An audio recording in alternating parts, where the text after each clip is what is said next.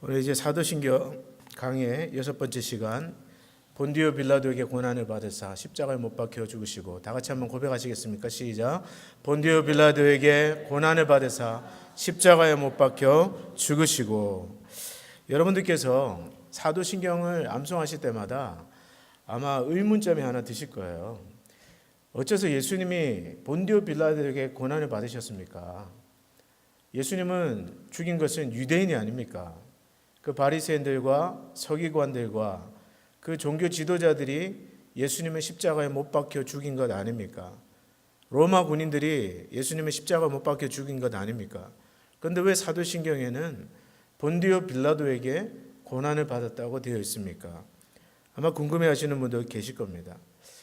그리고 예수님께서 받으신 그 고난의 본질, 그 고난의 성격은 어떤 종류의 고난이었는지, 또 그것이 오늘 나와 무슨 상관이 있는지, 2000년 전에 십자가에서 못 박혀 죽은 그 유대인 청년 예수 그리스도와 오늘 나는 어떤 관계에 있는지, 오늘 저는 사도신경 강의를 통해서 거기에 대한 질문들을 찾아가 보자 합니다. 먼저 사도신경에는 예수님 외에 두 인물의 이름이 나오는데 누구죠? 퀴즈입니다. 누굽니까? 빌라도. 당연히 빌라도. 그리고 한 사람은 누구예요? 예수님 외에, 그 전주에 공부했죠. 마리아. 동정녀 마리아에게 나시고 본디오 빌라도에게 고난을 받으사. 두 인물이 나옵니다. 근데 여러분, 빌라도는 어떤 인물이냐? 성경 외 역사의 기록에 빌라도라는 이름이 등장을 해요. 로마의 역사학자 티투스라는 사람이 있었습니다.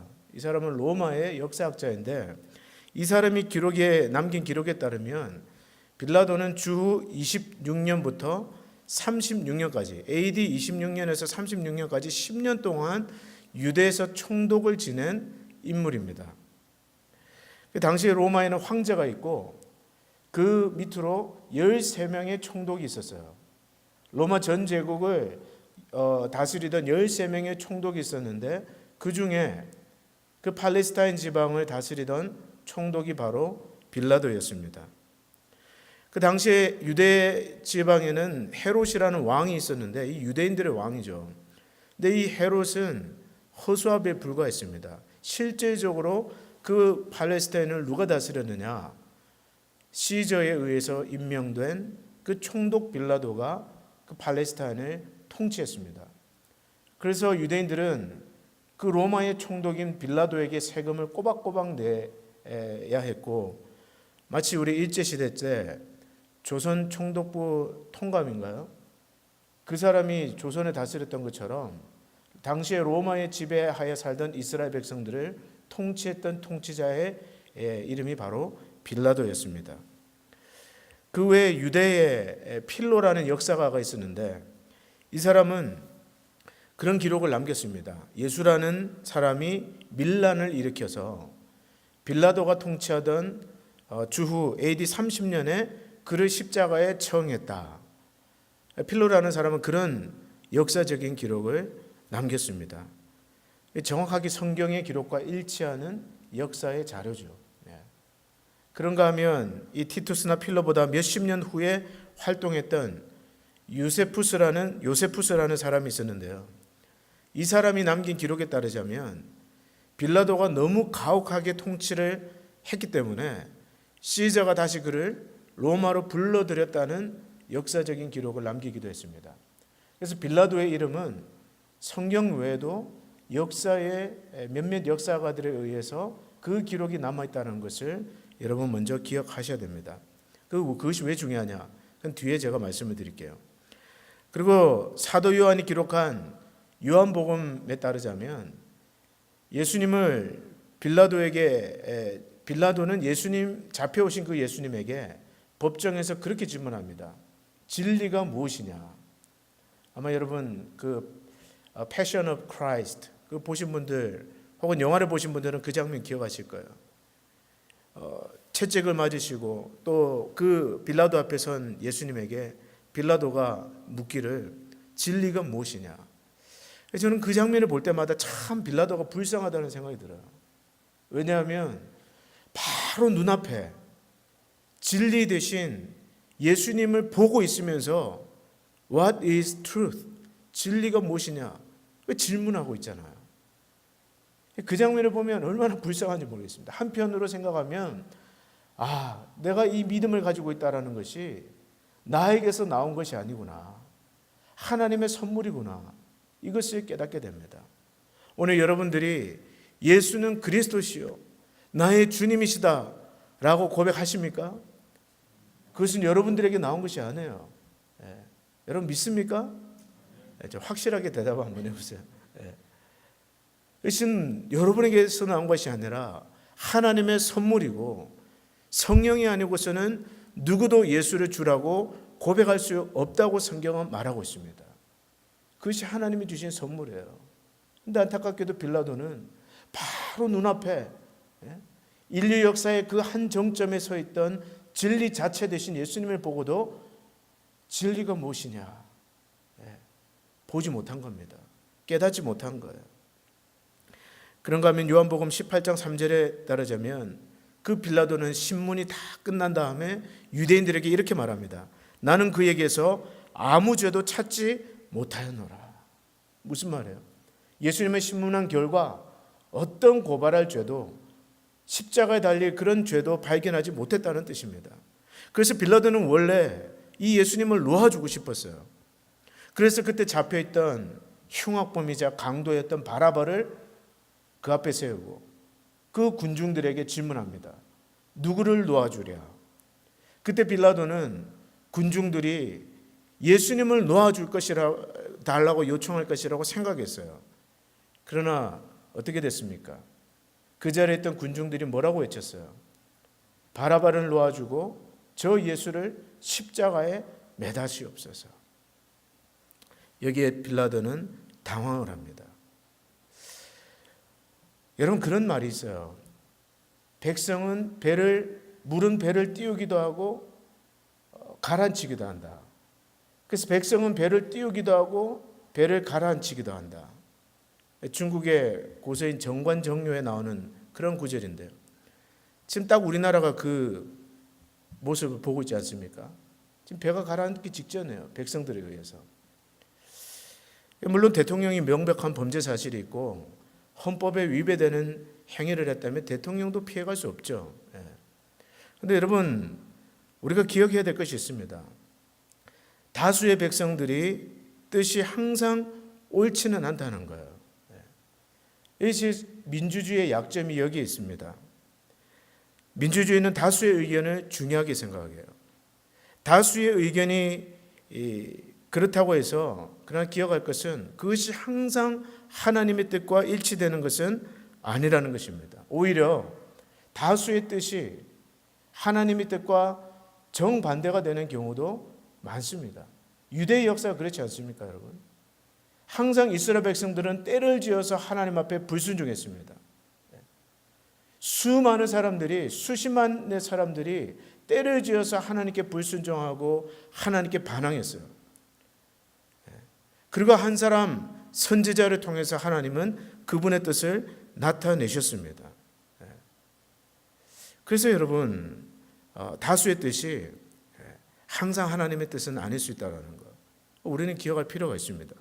그래서 신학자이면서 정치 사상가였던 라인홀드 니버라는 사람은요 이런 유명한 말을 남겼습니다. 이렇게 말했어요. 개인은 아무리 악하다고 해도 이성과 양심이 작용해서 악해지는데 한계가 있지만 일단 집단이 형성되면 그 속에서는 이성과 양심이 작동하지 않아서 사악함이 끝간데 없이 진행된다. 여러분 무슨 말입니까? 개인은 아무리 악한 일을 하려고 해도 양심과 이성이라는 것이 작동하기 때문에 한계가 있다는 거예요. 그러나 그 타락한 죄인들이 모여서 집단을 이루게 되면 때로는 양심과 이성이 마비가 되어서 집단적으로 악한 일을 하는데 그 사악함이 끝간데 없이 이룰 수 있는 것이 바로 인간이라는 거예요. 오늘 우리가 보고 있지 않습니까? 예수가 3년 동안 아무런 죄를 짓지 않았는데 그가 오셔서 하신 일은 병자들을 고치시고 하나님의 말씀을 전하시고 가난한 자들, 천대받는 자들, 약자들 편에 서시고 그가 하신 일 중에 악한 일을 하나도 찾을 수가 없는데 오늘 이 군중들이 외치는 소리를 한번 들어보세요. 강도 바라바 흉악범을 놓아주고 저 예수를 십자가에 못 박으소서. 그래서 여러분 오늘 우리 그리스도인들이 기억해야 됩니다. 여러분 무조건 숫자가 많은 데를 따라갈 것이 아니에요. 중요한 것은 깨어있는 한 사람이 더 중요합니다. 이성과 양심이 마비되지 않고 오늘 하나님의 기록된 말씀을 읽고 묵상하고 해석하면서 이 시대를 향한 하나님의 뜻이 무엇인지 깨닫는 그 한 사람, 교회를 향한 하나님의 뜻이 무엇인지 깨닫는 그 한 사람, 그래서 깨어서 하나님의 뜻을 분별하고 그 뜻대로 순종하기를 원하는 그 한 사람이 더 중요해요. 그리고 교회는 그런 깨어있는 소수가 점점 많아질 때 하나님의 뜻 안에서 교회는 질서 있게 세워져 가는 것입니다. 그래서 여러분 무조건 사람 많은데 줄 서지 마세요. 사람 많은데 줄 서지 마십시오. 어떤 OX 퀴즈를 했는데 어떤 남자가 그건 생략하겠습니다. anyway, 사람 많다고 무조건 줄 서지 마세요. 중요한 것은 여러분 각자가 깨어있는 소수가 되는 것입니다.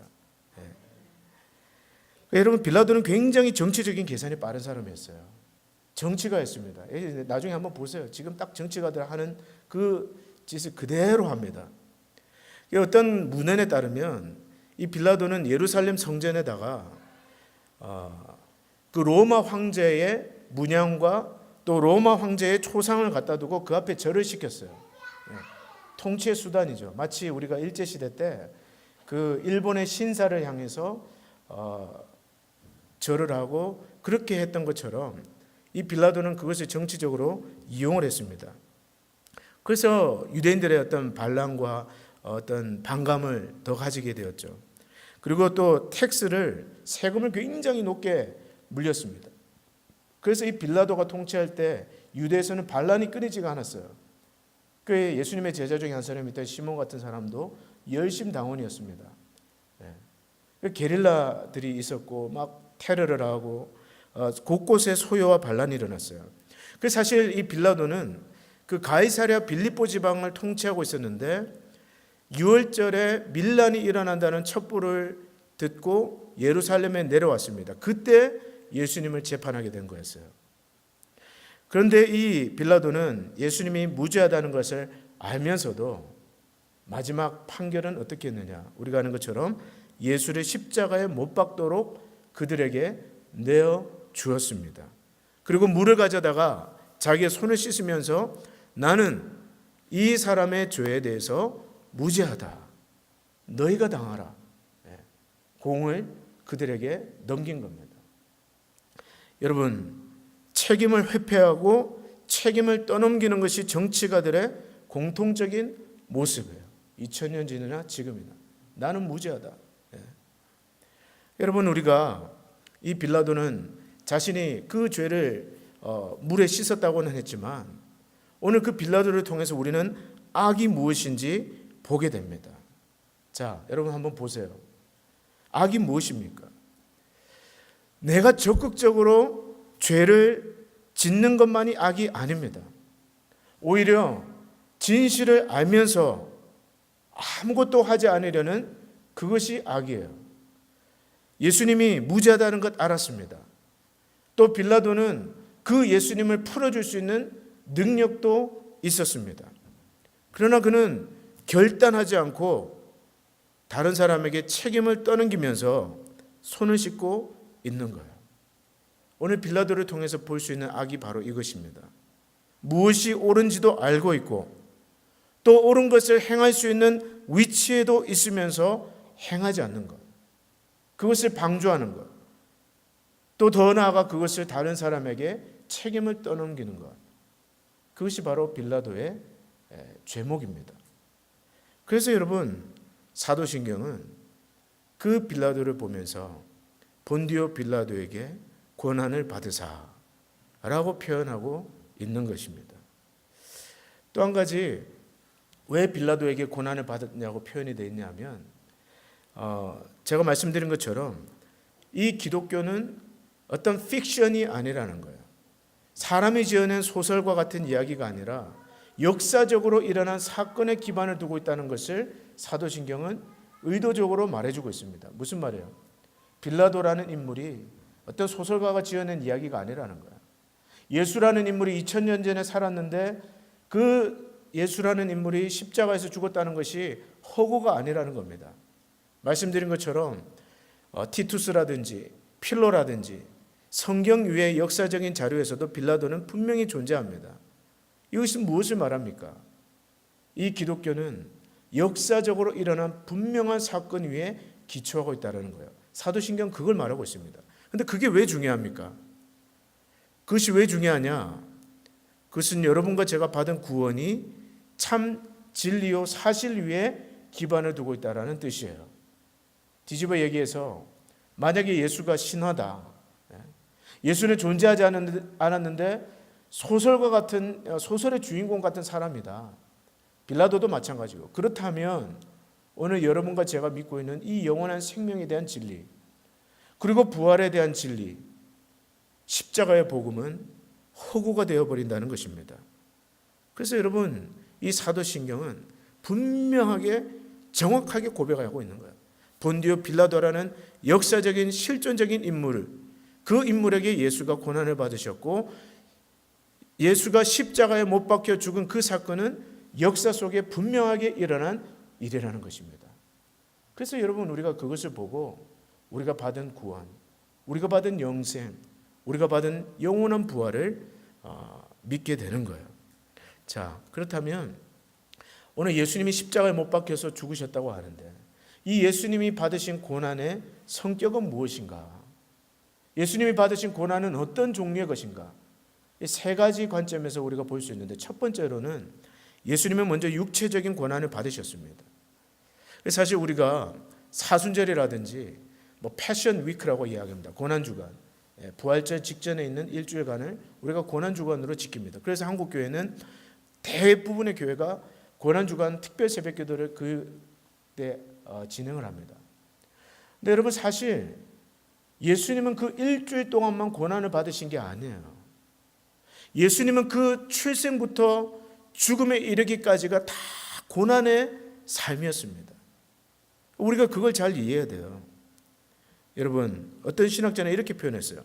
그분은 진정 이 세상에서 가장 슬픈 자였습니다. 그리고 영광의 주께서 이 세상에 오셨다는 자체가 suffering, 순환이라는 거예요. 그래서 벌고프라는 신학자는 좀 더 이걸 다르게 표현했는데 이렇게 말했습니다. 만군의 주께서 죄인의 형태로 사신다는 것, 무죄하신 분이 날마다 죄 있는 사람들 사이에서 사신다는 것, 거룩하신 분이 죄로 저주받은 세상에 사신다는 것 자체가 고난이다. 그래서 예수님은 그 마지막 공생에 일주일 동안만 고난을 받으신 게 아니라 실상 그의 인생은 출생부터 죽음까지가 고난과 순환의 연속이었다는 거예요. Full of suffering. 여러분 아시는 것처럼 이제 크리스마스가 다가오지만 예수님이 어디서 태어나셨어요? 어렵습니까? 마구간에서 구유에서 태어나셨어요. 구유가 좋아서 구유에서 태어나셨을까요? 방이 없어서 태어나셨어요. 오늘날로 말하자면 호텔에 갔는데 호텔 방이 없어서 파킹낫에서 태어난 거예요. 여러분 중에 구유에서 태어나신 분 계십니까? 없으시죠? 예수님 그렇게 태어나셨어요. 인류의 왕이시고 만왕의 왕이시라는 분이 그렇게 태어나셨습니다. 그리고 예수님은 가난한 집 아들이에요. 요셉과 마리아는 부자가 아니었습니다. 실제로 돈이 없었어요. 그래서 태어난 지 40일이 지나면 유대의 율법에 따르면 정결의식을 행해야 되는데 부모가 그럴 때 양이나 보통 1년 된 어린 양을 번제로 드리고 비둘기를 속죄제로 드립니다. 어느 정도 여유가 있는 부모들은요. 그런데 성경의 기록에 따르자면 마리아와 요셉은 그 정도의 여유가 없어서 어린 비둘기 둘로 정결의식을 행합니다. 예수님의 정결의식을 행해요. 왜 그렇습니까? 돈이 없어서 그런 거예요. 가난한 집 아들로 태어났습니다. 그리고 30세가 될 때까지 가난한 노동자로 사셨어요. 목수로 사셨습니다. 그런가 하면 공생의 3년 동안 예수님은 집이 없이 사셨어요. 저는 감사하게도 우리 교회에서 사택을 주셔서 사택도 있고 차도 좋은 차를 타고 다니고 있지만 우리 예수님은 여우도 굴이 있고 또 새들도 보금자리가 있고 박 목사도 저렇게 사택에 사는데 나는 머리 둘 곳이 없다. 그렇게 말씀하셨어요. 집이 없이 사셨습니다. 그래서 여러분, 이 예수님의 생애는 출생부터 전체가 슬픔으로 가득 차 있는 생애예요. 혹시 오늘 여러분들 가운데 사는 게 왜 이렇게 고달프냐? 왜 이렇게 슬픔이 많냐? 그렇게 생각하고 이 자리에 나오신 분이 계시다면 여러분, 예수님을 바라보시기를 바랍니다. 예수님의 생애를 묵상해 보시기를 바라요. 사복음서를 찬찬히 마태복음부터 한번 묵상해 보세요. 우리 예수님은 여러분의 슬픔을 누구보다 잘 이해하실 수 있는 그런 분이에요.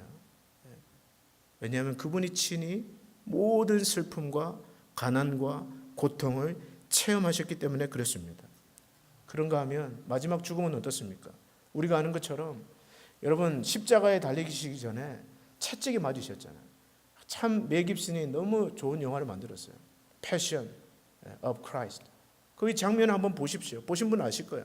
그냥 뭐 가죽 채찍이 아닙니다. 때리면 그냥 줄 생기고 피 멍드는 그런 채찍이 아니에요. 로마의 군인들 채찍 끝에는 살점이 떨어져 나갈 수 있도록 그 쇠 괄고리를 만들어서 한번 칠 때마다 살에 박혀서 땡기면 살점이 뜯어져 나갑니다. 그래서 그것이 얼굴이며 머리며 몸통이며 갈비뼈며 그래서 그 채찍에 맞는 사람들은 나중에 이 흰 뼈가 하얀 뼈를 드러낼 정도로 처참하게. 그래서 여러분 보통 기록에 따르자면 십자가에 달리기 직전에 벌써 반은 죽고 달리는 거예요. 여러분 십자가에 달리면 어떻습니까? 십자가는 사실 저 십자가는 형틀이에요. 오늘날로 말하자면 전기의자와 똑같은 겁니다. 우리 기독교는 저 형틀을 상징으로 삼고 있는 종교예요. 저 십자가에 달릴 때는 어떻습니까, 여러분? 우리는 이 손톱에 가시 하나만 박혀도 어때요? 그것이 신경이 쓰이고 아프고 가시만 박혀도 그래요. 근데 이 손바닥과 발목에 그 이만한 크기의 못을 박고 그렇게 되면 저 십자가에 달리면 체중이 이기지를 못하니까 자꾸 밑으로 떨어져요. 그래서 호흡 곤란이 오고 정맥이 터지면 어떻게 됩니까? 열이 납니다. 사람 몸에 열이 나요. 입술이 바짝바짝 마르게 되고요. 호흡할 수가 없고요. 저 상태로 어떤 사람은 3일을 달려있다가 고통 가운데 죽게 되는 것이 저 십자가예요. 우리 예수님이 저기에서 달리셔서 육체의 고통을 당하셨습니다. 그것이 우리 주님이 당하신 고난의 첫 번째 육체적인 고통이에요. 그런가 하면 두 번째로 우리 예수님은 정신적인 고통을 겪으셨는데 가족에게도 오해를 받았습니다. 여러분 가족에게 오해받는다고 너무 슬픈 일이에요. 여러분들 중에 예수를 안 믿는 가정에서 혼자 예수님을 믿은 분들은 이해하실 거예요. 가족이 사랑하지만 가족이 내가 가는 길을 이해하지 못하고 오해하고 또 가족이 핍박하는 것이 얼마나 서러운 일인지 경험해 보신 분들은 아실 거예요. 그런가 하면 고향에서도 배척을 받으셨습니다. 그리고 많은 사람들이 귀신을 쫓아내주고 병을 고쳐주었는데 그 사람들은 뭐라고 얘기했습니까? 저 예수는 귀신 들려서 귀신의 힘으로 저 일을 하는 것이다. 손가락질을 당했습니다. 그리고 십자가에 달리기 전에 3년 동안을 투자한 제자들에게 어떻게 되셨어요? 배신당했어요. 배신당했습니다. 철저하게 배신당하고 버림받으셨어요. 그리고 침뱉음을 당하고, 여러분 지금까지 살아오시면서 침뱉음 당해보신 적 있으세요? 네? 침뱉음을 당하고 모욕을 당하고 발가벗겨지고 십자가에 달리셔서 지나가는 사람들은 머리를 흔들면서 네가 만약에 하나님의 아들이여 당장 내려오라 조롱하고 웃고, 그 모든 정서적인 고통을 예수님이 당하셨습니다. 여러분, 우리는 살아가면서 때로는 배신을 당하기도 하고 때로는 오해를 당하기도 하고, 자존심에 우리는 조금만 상처받아도 어때요? 그걸 못 견뎌야 하고, 침뱉음까지는 가지도 않습니다, 여러분. 침뱉었다고 어떤 일을 당하려고. 조금만 자존심 상하는 말 들어도 우리는 펄펄 뛰고 못 견뎌하고 잠을 못 이루고 복수하고 싶은 그 마음에, 그 우리 아닙니까, 여러분? 예수님 그걸 다 받아내시면서 침묵으로 다 받아내셨어요. 그것이 예수님이 당하신 정신적인 고통입니다. 마지막으로 육체적인 고통보다, 정신적인 고통보다 더 예수님이 가장 고통스러웠던 그 마지막 고난이 바로 영적인 고통이었습니다. 우리 예수님이 십자가에 달리셔서 마지막 가상 7원 중에 하나가 무엇입니까? 엘리 엘리 라마 사박다니. 무슨 뜻이에요? 나의 하나님, 나의 하나님, 어찌하여 나를 버리셨나이까? 예수님에게 그 십자가의 채찍보다, 그리고 배신감보다 더 그분을 고통스럽게 만들었던 것은 사랑하는 그 하나님 아버지와의 단절이었어요. 엘리 엘리 라마 사박다니, 나의 하나님 어찌하여 나를 버리셨나이까? 그 영적인 고통, 그것이 예수님에 당한 가장 큰 고통이었습니다. 자, 그러면 왜 예수님은 그런 고통을 당하셨을까요? 무슨 죄가 있어서 예수님은 태어나면서부터 죽음의 순간까지 슬픔 속에 그 인생을 사셨습니까? 왜 예수님은 십자가에 달리셨습니까? 왜 예수님은 배신감을 느끼시고 하나님과 분리되는 그 어마어마한 영적인 고통을 당하셔야 했어요? 왜 그랬습니까? 하이델베르그 요리문답 37문에 보면 그 답이 이렇게 나옵니다. 온 인류의 죄에 대한 하나님의 진노를 자기 몸과 영혼에 짊어지셨습니다. 이렇게 하신 것은 그리스도께서 유일한 화목제물로 고난을 받으심으로 우리 몸과 영혼을 영원한 저주에서 구속하시고 우리를 위해 하나님의 은혜와 의와 영원한 생명을 얻게 하기 위함이었습니다. 무슨 말이에요? 예수님께서 그렇게 십자가에 죽으신 것은 그분이 그럴 만한 죄가 있어서가 아니라 바로 오늘 예배드리는 여러분과 저를 대신해서 십자가에 죽으셨다는 거예요. 그리고 오늘 그 의를 믿는 여러분과 저를 의롭다 하시기 위해서, 우리를 하나님의 사랑받는 아들이요 딸로 받아주시기 위해서 죄 없으신 그분이 죄 있는 모양으로 십자가에서 쏟아지는 하나님의 모든 진노를 몸으로 다 받아내신 것입니다. 그래서 그 십자가에서 죽으신 이유는 나 때문에 죽으신 거예요. 오늘 우리 때문에 죽으신 것입니다. 오늘 온 인류를 대신해서 예수 그리스도가 십자가에 죽으신 거예요. 그래서 이사야서 53장 5절에서 6절에는 이렇게 말합니다. 이사야는 예수님이 오시기 전에 500~600년 전에 선지자였어요. 그는 미리 그것을 내다보면서 이렇게 예언했습니다. 그가 찔림은 우리의 허물 때문이요, 그가 상함은 우리의 죄악 때문이라. 여호와께서 우리 무리의 죄악을 그에게 담당시키셨도다. 오늘 여러분과 저의 모든 죄를 예수님이 다 안고 저 십자가에 달리신 것입니다. 그래서 하나님께서 죄에 대한 모든 진노를 저 십자가에 달리신 예수님께 쏟아 부으신 거예요. 그래서 베드로전서 3장 18절에 이런 말씀이 있습니다. 그리스도께서도 단번에 죄를 위하여 죽으사 의인으로서, 무슨 말이에요? 죄가 없으신 의로운 자로서 누구를 대신합니까? 불의한 자를 대신하셨으니. 이 말하는 불의한 자는 누구예요? 바로 여러분과 저입니다. 여러분과 저예요. 의인으로서 불의한 우리를 대신하셨으니. 그리고 오늘 본문 베드로전서 2장 24절로 25절에는 친히 나무에 달려 그 몸으로 우리 죄를 담당하셨으니 이는 우리로 죄에 대하여 죽고 의에 대하여 살게 하려 하심이라. 그가 채찍에 맞음으로 너희는 나음을 얻었나니 너희가 전에는 양과 같이 길을 잃었더니 이제는 너희 영혼의 목자와 감독 되신 이에게로 돌아왔느니라. 여러분은 돌아온 자들입니다. 믿습니까?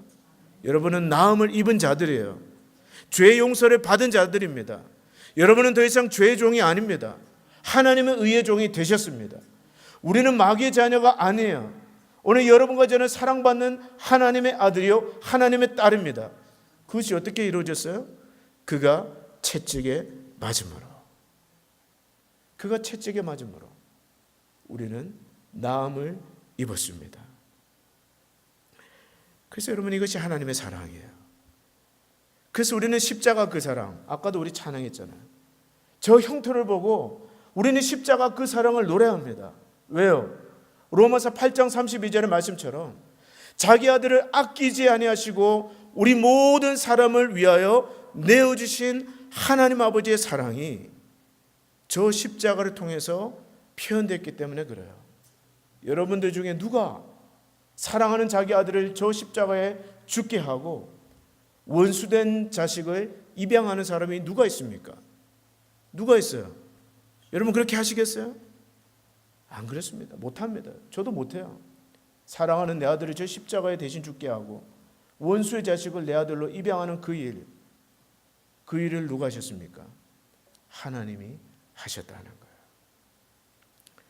그래서 여러분 오늘 여러분과 제가 예수님을 믿음으로 인해서 받은 복이 많이 있습니다. 예수님의 믿음으로 우리는 많은 복을 받았지만 그 중에 가장 큰 복의 복은 오늘 죄의 용서를 받은 복입니다. 오늘 여러분들의 모든 죄가 예수 그리스도께서 다 짊어지시고 가심으로 용서받았습니다. 그래서 여러분 어떤 목사님이요 이런 글을 남기셨어요. 이런 말씀하셨습니다. 자신이 받은 복 중에 가장 큰 복이 이 바로 속죄의 은혜, 죄의 용서를 받는 은혜인데 그분이 이렇게 말씀하셨어요. 제게는 생명과도 같은 소중한 것들이 있습니다. 아이들은 저를 아버지로 인정하고 존경합니다. 아내도 저를 남편으로 극진히 사랑해 주며 교인들도 저를 제법 좋은 목사로 인정해 줍니다. 이것이 무너진다면 내 생명과도 같은 인생은 아무것도 아닙니다. 그러나 저에게는 그와 같은 축복의 관계를 단번에 깨버릴 수도 있는 죄와 허물이 있습니다. 그동안 지은 죄가 10분의 1, 아니 100분의 1이라도 공개된다면 그들은 제가 자신들의 아버지요, 남편이요, 목사라는 사실을 인정하기 어려울 줄 모릅니다. 저는 죄의 삭시 사망이라는 말씀에 1000만 번 동의합니다. 자식에게 아버지로 존경받지 못하고 아내에게 남편으로 사랑받지 못하며 목사로서 교인들에게 인정받지 못한다면 그것을 어떻게 살아있는 것이라고 하겠습니까? 그래서 저는 속죄의 은혜가 가장 큰 축복임을 믿습니다. 또 오직 의인은 믿음으로 산다는 말씀도 확실히 믿습니다. 제가 지금 바로 그 믿음으로 살기 때문입니다. 또한 저의 죄는 흰 눈과 같이 양털같이 되었습니다. 그리하여 자녀들과 아내와 교인들에게 인정받을 수 있는 자격을 얻게 되었습니다. 여러분은 어떠세요? 오늘 여러분은 어떠십니까? 오늘 우리가 하나님 앞에서 예배드리고 있지만 지난날 우리가 지었던 죄의 10분의 1만큼이라도 지금 이 순간 공개된다면, 아니 100분의 1만이라도 지금 이 순간 저 스크린으로 다 지나간다면 과연 우리는 우리의 남편과 우리의 아내와 우리의 자식들에게 또 우리 교우들에게 존경받을 수 있을까요? 그런 분 과연 계실까요? 아무도 없습니다. 저도 마찬가지. 그러나 오늘 우리가 어떻게 이 자리에 서게 되었습니까? 우리가 어떻게 하나님 앞에 나와서 하나님을 아버지라 부르고 하나님 앞에 나아갈 수 있게 되었습니까? 어린 양 예수 그리스도께서 지난날 여러분과 제가 지었던 그 모든 죄를 다 끌어안고 십자가에 죽어주시고 그 공로를 믿는 여러분과 저를 의롭다 해 주셨기 때문에 오늘 우리는 여전히 이 자리에서 있게 되는 것입니다. 기억하십시오. 그 어린 양이 여러분과 저의 모든 죄를 흰 눈과 같이 되게 하셨습니다. 어떻게 해요? 그가 채찍에 맞으심으로. 그것이 우리가 매주일 고백하는 이 사도신경의 복된 귀절, 본디오 빌라도에게 고난을 받으사 십자가에 못 박혀 죽으셨다는 구절의 의미입니다. 그렇다면 우리는 이 구절을 어떤 마음으로 고백해야 됩니까? 사실 정상적인 반응은 주님 앞에 눈물을 뚝뚝 흘리면서 속죄의 은혜를 찬양하는 마음으로 나 같은 죄인을 용서하시고 오늘 나 같은 죄인을 버리지 아니하시고 하나님의 종으로 하나님의 일꾼으로 하나님의 아들로 딸로 받아주신 그 은혜를 찬양하면서 고백해야 할 것입니다. 그래서 여러분 저는 매일 새벽기도 때마다 그 은혜만 생각하면 감사해요. 왜 하나님 나 같은 거 버리지 않으셨습니까? 얼마든지 버릴 수 있는데 저는 제가 잘 알아요. 자격이 없다라는 거. 목사로서 자격이 없고 목사가 아니라 그리스찬으로서도 그러나 내가 지은 죄보다 하나님의 은혜가 더 크시기 때문에 오늘도 저는 이 자리에 서 있는 것입니다. 여러분 우리가 그런 은혜를 받았어요. 그래서 만 입이 내게 있어도 그 입 다 가지고 내 주 주신 그 은혜를 찬송 다 못하는 것입니다. 여러분 이 구원의 은혜, 사주의 은혜 기억하시고 그 하나님을 찬양하시기를 축복합니다. 기도하겠습니다. 하나님 아버지, 오늘 우리의 죄를 위해서 십자가에 죽으신 어린 양 예수 그리스도를 찬양드립니다.